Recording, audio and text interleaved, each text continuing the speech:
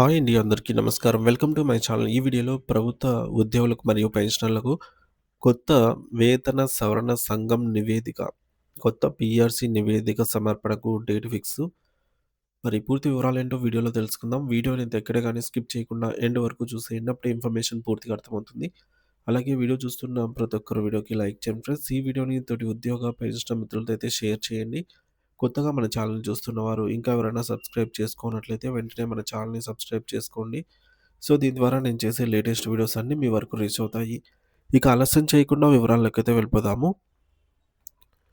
Friends, ఇక విషయానికొచ్చినట్లయితే కేంద్ర ప్రభుత్వ ఉద్యోగులు మరియు పెన్షనర్లు ఎంతో కాలంగా ఆశగా ఎదురుచూస్తున్న 8వ వేతన సంఘం ఏర్పాటు ప్రక్రియలో ఎట్టకేలకు ఒక కీలకమైన కదలిక వచ్చింది. కేంద్ర ప్రభుత్వం 2025 జనవరి 31న 8వ వేతన సంఘాన్ని ఏర్పాటు చేస్తున్నట్లు అధికారికంగా ప్రకటించి ఇప్పటికి సరిగ్గా 78 రోజులు పూర్తయింది. ఈ 78 రోజుల కాల వ్యవధి లెక్కగడితే నవంబర్ 27 రోజులు, డిసెంబర్‌లో 31 రోజులు మరియు జనవరిలో గడిచిన 20 రోజులు కలిపి ఇదంతా సుదీర్ఘ సమయం పట్టింది ఇంత. సాధారణంగా వేతన సంఘం ప్రకటించిన వెంటనే పనులు వేగవంతం కావాలి. కానీ ఈసారి మాత్రం కార్యాలయ కేటాయింపు విషయంలో మరియు ప్రాథమిక ప్రశ్నావళి సిద్ధం చేయటంలో అనూహ్యమైన ఆలస్యం జరిగింది. గతంలో మనం 6 మరియు 7వ వేతన సంఘాల ఏర్పాటును గమనిస్తే ప్రకటించిన కేవలం 50 రోజుల్లోనే, అంటే దాదాపు నెలన్నర కాలంలోనే వివిధ ఉద్యోగ సంఘాలతో, స్టేక్ హోల్డర్లతో సంప్రదింపులు ప్రారంభమయ్యేవి. కానీ ఈసారి 78 రోజులు గడిచినా ఇప్పటికి వరకు కనీసం ఆఫీస్ కూడా సరిగ్గా కేటాయించలేదని వార్తలు రావటం ఉద్యోగులలో కొంత ఆందోళన కలిగించింది. మరి ఈ నేపథ్యంలో national council joint council machinery NCJCM జాతీయ కార్యదర్శి శివగోపాల్ మిశ్రా గారు ఒక కీలక ప్రకటన విడుదల చేసి అందులోనూ ఆశలు చిగురింపజేశారు.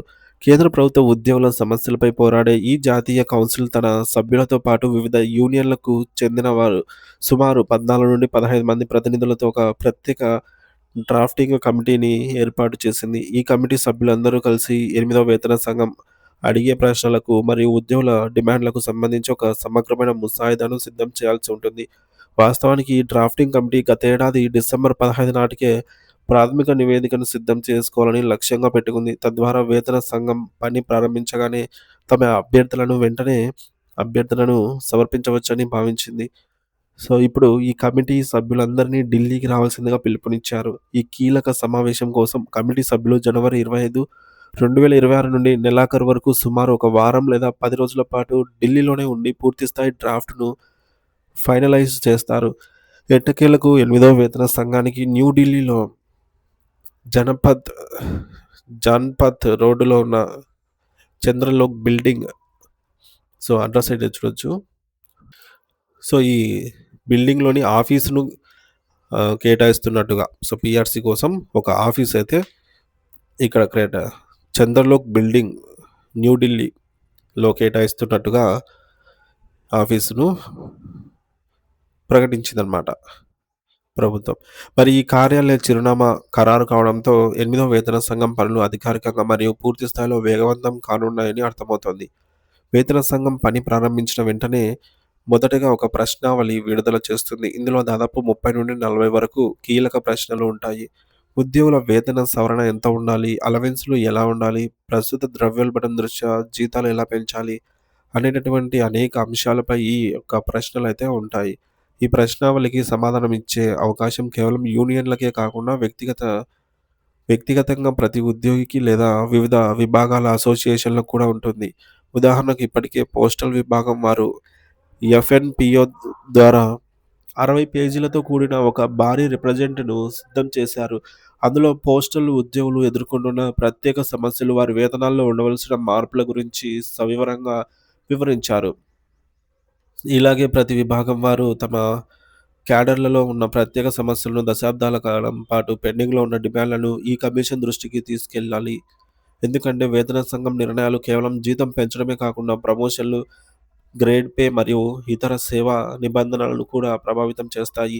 మీకేమైనా సూచనలు ఉన్నా లేదా మీ భాగస్వామికి సంబంధించిన సమస్యలను జాతీయ కౌన్సిల్ దృష్టికి తీసుకెళ్లాలనుకున్న వారు ఒక అధికారిక ఈమెయిల్ ఐడీని అందుబాటులోకి తెచ్చారు. సో, మీరు మీ వివరాలను ncjcm.np@gmail.com సో, స్క్రీన్ పైన చూడొచ్చు ఫ్రెండ్స్. మరొకసారి ncjcm.np@gmail.com అనే ఈమెయిల్ అడ్రెస్ ద్వారా పంపవచ్చు. లేదా ఢిల్లీలోని 13 ఫిరోజ్ షా రోడ్ అనే చిరునామాలో, సో, న్యూఢిల్లీ, ఈ చిరునామాకు కూడా మీరు విజ్ఞప్తులను పంపే అవకాశం ఉంటుంది. ఇప్పటివరకు జరిగిన ఆలస్యాన్ని పక్కన పెడితే ఇక మీదట పనులు వేగవంతంగా జరుగుతాయని ఆశిద్దాం. వేతన సంఘం ఇచ్చే నివేదిక ఆధారంగానే లక్షలాది మంది కేంద్ర ప్రభుత్వ ఉద్యోగుల మరియు పెన్షనర్ల ఆర్థిక భవిష్యత్తు ఆధారపడి ఉంటుంది. కాబట్టి ప్రతి ఒక్కరూ ఈ ప్రక్రియలో చురుగ్గా పాల్గొని తమ గళాన్ని వినిపించడం ద్వారా చాలా ముఖ్యమనమాట. ఎనిమిదో వేతన సంఘం పనులకు సంబంధించి ఇప్పటికిప్పుడు వచ్చేటటువంటి తాజా సమాచారం ఏది ఉన్నా సరే దీనిపైన వెంటనే మన ఛానల్ ద్వారా అందించేదానికి ప్రయత్నం అయితే చేస్తాను. ప్రభుత్వం జారీ చేసే ఉత్తర్వులను కూడా మనమైతే మన ఛానల్ ద్వారా వివరంగా పంచుకుందాము.